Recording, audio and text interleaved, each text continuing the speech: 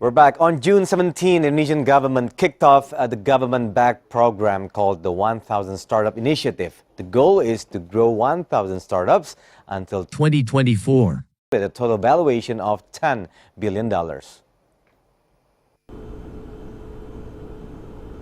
Kibar, a tech startup ecosystem builder, and Indonesia's Ministry of Communication and Information Technology are working together to make this happen.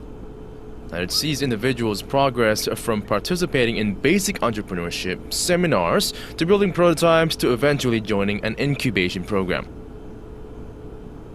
As part of this program, Google Indonesia promised to train 100,000 new programmers in Indonesia. The challenge is that it does not have any monetary support from the government. Kibar's chief executive Jansen Kamto will have to find sponsors and gather startup mentors to run the program. Now let's discuss more about this. We have entrepreneur and CEO Warder and Oxford, Wempi Dioktakoto. Hi, Wempi. Tommy, good, and thank you for having me on today's show. So, Wempi, well, thank you. We have like 93.4 million internet users, plus 71 million smartphone users. But with those potential figures, what are the main issues so far? Well, the main issues are firstly connectivity, just the technology. The demand is there for continued mobile subscription and multiplication of the services, from phone calls through to SMS, through to just basic internet services.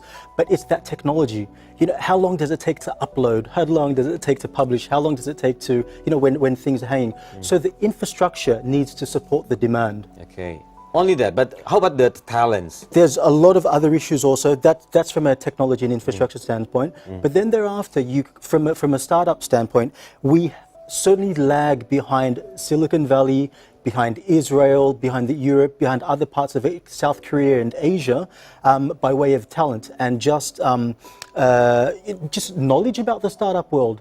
And there is, I believe that talent is everywhere, Tommy. I believe that you can find talent everywhere. Okay. Whether it's here in Jakarta, whether it's in Surabaya, Denpasar, everywhere. You can find talent everywhere. But transformational talent is very, very scarce and very, very rare. Very, very rare. Talent that can really transform and change the country, that's very rare. And that's what we really need to work on right now with this 1,000 Digital Startups campaign, is to really, firstly, socialize and educate Indonesia about what it means to build a startup, and then start to groom the talent. You're going to get a lot of people that want to become startup leaders and startup owners, but there's only going to be a very, very tiny % that ever actually succeed in doing so. See, when you mention that, it's interesting in terms of the target itself. Do you think it's not, realistic in terms of number? You know what? I actually think it's an underestimation of what we can do. And that's the thing about Indonesia. We don't want to stretch ourselves. We don't want to disappoint ourselves. And the thing is that you can look at a country like Israel. Israel has a population of about 8 million people, but they have 6,000 startups and many unicorns within that particular country. That's a tiny little dot in the world. We have a population of 250 million people, and we believe that a target of 1,000 startups is ambitious.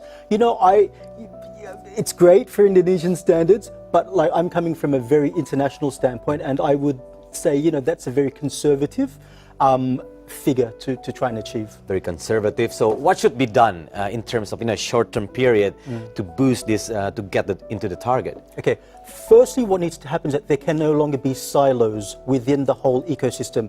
There must be the government working with private sectors, working with innovators, working with the entrepreneurs, working with the venture capitalists, working with not only the local community and stakeholders, but also the international stakeholders to drive entrepreneurship and startup ambitions here in Indonesia. Okay. Indonesia must stop functioning as an island. We are an island, we're a nation of about 17,000 islands. But when you look at our interaction with the world, we really do function like an island. We're very domestically focused. We don't like it when expats come here and live in our country and take our jobs, etc., right? Whereas a nation like Singapore has very much thrived on its expat community. Very open as well. Very open. Yes. And that's why it's got one of the world's, we look at Singapore, right, has the world's eighth highest economic complexity index, which means it's the world's 8th most innovative nation. right? Compared to Indonesia, which is ranked 69th in terms of innovation. So we don't even compare. So we need foreign talent to come in here to educate educate Indonesians and to inspire Indonesians. And the government needs to invest in that. And it cannot just be private sectors and people bringing those domain experts here. We need the government to ambitiously bring those Sergey Brins and Elon Musks and Mark Zuckerbergs of the world to really rally up the nation. Well, if we see the current government, they actually started with communicating more with Silicon Valley, Mark Zuckerberg, like you mentioned before. But after that, after inviting those talents, like international perspective talents to Indonesia, what's next? Well, the thing is that it's not necessarily the government inviting them. It's Mark Zuckerberg seeing the potential of Indonesia and the importance of Indonesia. Indonesia is a vital digital economy for the world. We are the world's 4th most populated nation. And when it comes to social media, we rank above Brazil, we rank above all these other countries, right? So it's them realizing the potential in Indonesia. The government, really, I believe, it's like a fish, right? Do you want to put a hook like in shallow waters, or do you want to put a big hook in deep waters? Now we need to be brave and put a hook in deep waters and really start to bring the heavyweights into this country to really groom.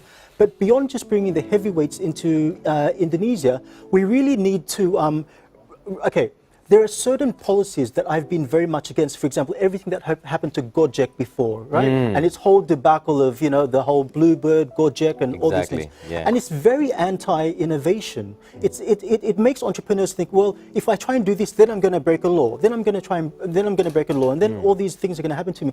And that's not the right environment.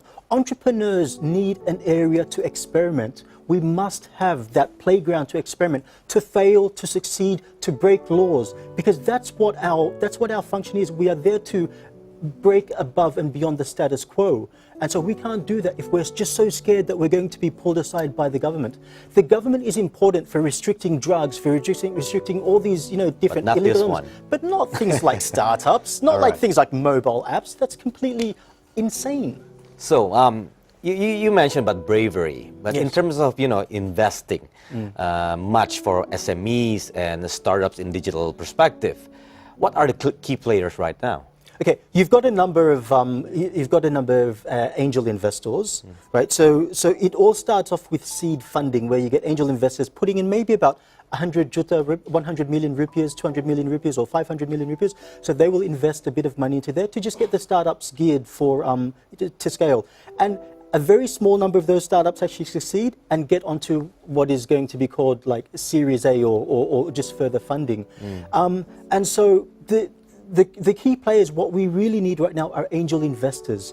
People who have made their mark in the world of business and entrepreneurship, but are not stashing their money away in bank accounts at Mandiri or private wealth bank accounts in Singapore and other countries, right? Yeah. But they are very thankful that they have succeeded, they have gained a lot of money, but they're re-injecting it back into the startup ecosystem in Indonesia.